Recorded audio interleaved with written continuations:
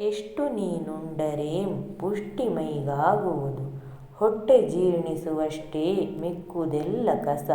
ಎಷ್ಟು ಗಳಿಸಿಟ್ಟೊಡಂ ನಿನಗೆ ದಕ್ಕುವುದೆಷ್ಟು, ಮುಷ್ಟಿ ಪಿಷ್ಟವು ತಾನೇ ಮಂಕುತಿಮ್ಮ. ಮಂಕುತಿಮ್ಮನ ಈ ಕಗ್ಗವು ಜೀವನದ ವೈಭವ, ಆಸ್ತಿಪಾಸ್ತಿ ಮತ್ತು ಅಹಂಕಾರದ ಮೇಲಿನ ತಾತ್ವಿಕ ಚಿಂತನೆ ನೀಡುತ್ತದೆ. ನೀನು ಎಷ್ಟು ತಿಂದರೂ ಕೊನೆಗೊಮ್ಮೆ ಕೇವಲ ಹೊಟ್ಟೆಗಾಗಿ ತಿನ್ನುವುದಷ್ಟೇ, ಅದರಾಚೆಗೂ ತಿನ್ನುವುದಕ್ಕೆ ಯಾವುದೇ ಅರ್ಥವಿಲ್ಲ. ನಮ್ಮ ದೇಹಕ್ಕೆ ಬೇಕಾದಷ್ಟು ಮಾತ್ರವೇ ತಿಂದರೆ ಸಾಕು. ಅದಕ್ಕಿಂತ ಹೆಚ್ಚು ತಿನ್ನುವುದರಿಂದ ಅದು ಜೀರ್ಣವಾಗುವುದಿಲ್ಲ.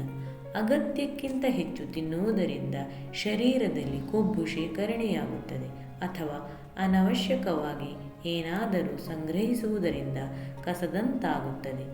ನಾವು ಎಷ್ಟು ಆಸ್ತಿ ಸಂಪತ್ತು ಗಳಿಸಿದರೂ ಬಯಸಿದ್ದು ನಮ್ಮ ಕೈಗೆ ಸಿಗುವುದೇನು? ಅದು ನಮ್ಮ ಅಗತ್ಯಕ್ಕೆ ಬೇಕಾದಷ್ಟೇ ಉಪಯೋಗವಾಗುತ್ತದೆ. ಕೊನೆಗೊಮ್ಮೆ ನಮ್ಮ ಕೈಗೆ ಸಿಕ್ಕುವುದು ಒಂದು ಮುತ್ತಿನಷ್ಟು ಮಾತ್ರ, ಅಂದರೆ ಜೀರ್ಣಿಸಲು ಬೇಕಾದಷ್ಟು ಅನ್ನ ಮತ್ತು ಬದುಕಲು ಬೇಕಾದಷ್ಟು ಸಂಪತ್ತು ಮಾತ್ರ.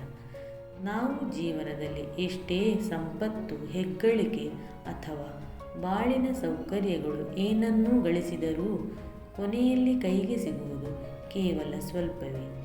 ಈ ಕಗ್ಗವು ನಮಗೆ ಅತಿರೇಕದ ಜೀವನದ ಅನಾವಶ್ಯಕತೆಯ ಬಗ್ಗೆ ಬೋಧಿಸುತ್ತದೆ.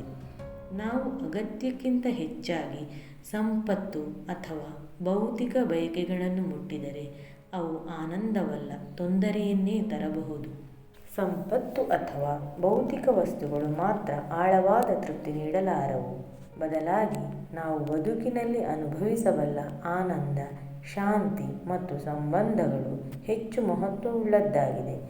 ಈ ತತ್ವವು ಹೆಚ್ಚು ಗಮನವನ್ನು ಸಂತೃಪ್ತಿಯ ಮೇಲಿನ ಬೋಧನೆಗಳಲ್ಲೂ ಮತ್ತು ಅಧಿಕಾಸಕ್ತಿ ಅಥವಾ ಲಾಲಸೆಯ ವಿರುದ್ಧವೂ ವಿಮರ್ಶೆ ಮಾಡುತ್ತದೆ.